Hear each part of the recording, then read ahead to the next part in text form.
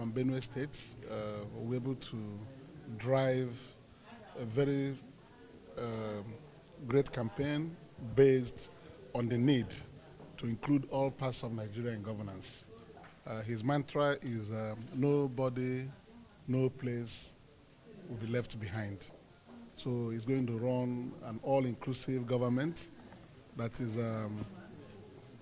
anchored on the need to be equitable and fair to all and sundry in Nigeria and restore faith and confidence on the Nigerian nation, where division will be a thing of the past. Because what's happening today is that Nigeria is heavily divided. And he has promised to unite everybody. That government that he will run on behalf of APGA will give everybody, every part of Nigeria, sense of belonging, and that is very key. Is your party open to any form of partnership with any other party? No, we are going into the election on our own. After the election, everybody will sit back and see how his party or her party has performed.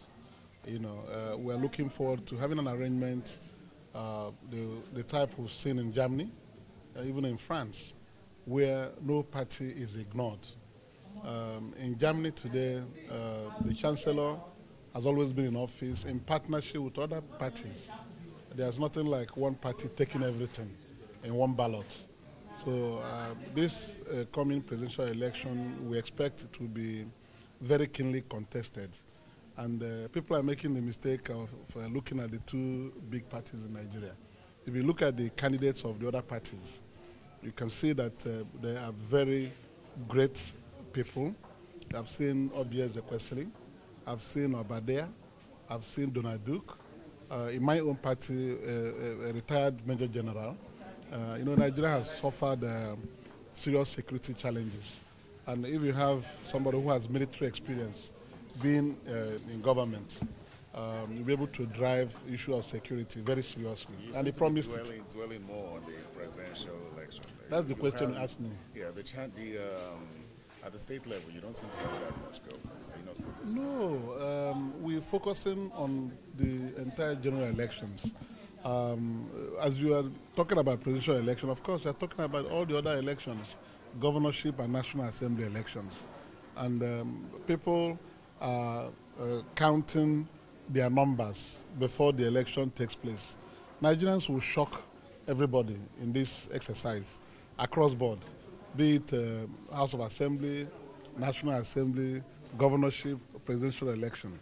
What I can see happening in 2019 is a situation where the Nigerian people will be very hungry to take back the issues of governance back to themselves.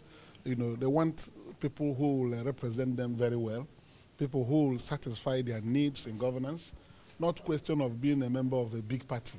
Then you start voting for a big party. It doesn't make meaning if you continue to vote big parties and you don't get what you expect. Election is like investment. You expect returns on your investment. And the Nigerian electorate, their PVCs will be the money they put in that election.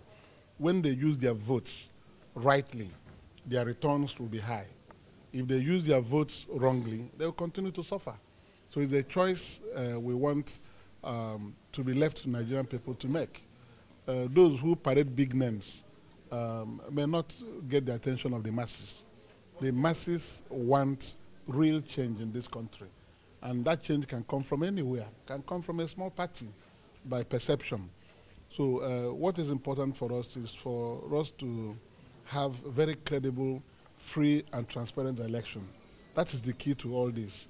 If the preparations are geared towards giving credible election, then we'll be expecting surprises everywhere. You know, we want to hold the president to his promise that he will conduct credible, free and fair election. He will allow INEC to conduct a credible, free and fair election, and to rein in the armed forces, because he's the commander-in-chief. The armed forces, the security agencies will play a key role in this matter. The other day I was listening to one INEC commissioner, Mike Guinea. He was talking about INEC readiness to give Nigeria free, credible, fair election, but that they are not in control of the armed forces, the security agencies. So that's a qualified promise that INEC may be willing to do the right thing. The security agencies may undermine the efforts of INEC. So it is important that both INEC and the security agencies work together and put Nigeria first. If you listen to the opening remark by Senate President this morning, he was talking about everybody putting Nigeria first, no matter your interests, no matter what you want. Think about how Nigeria will be.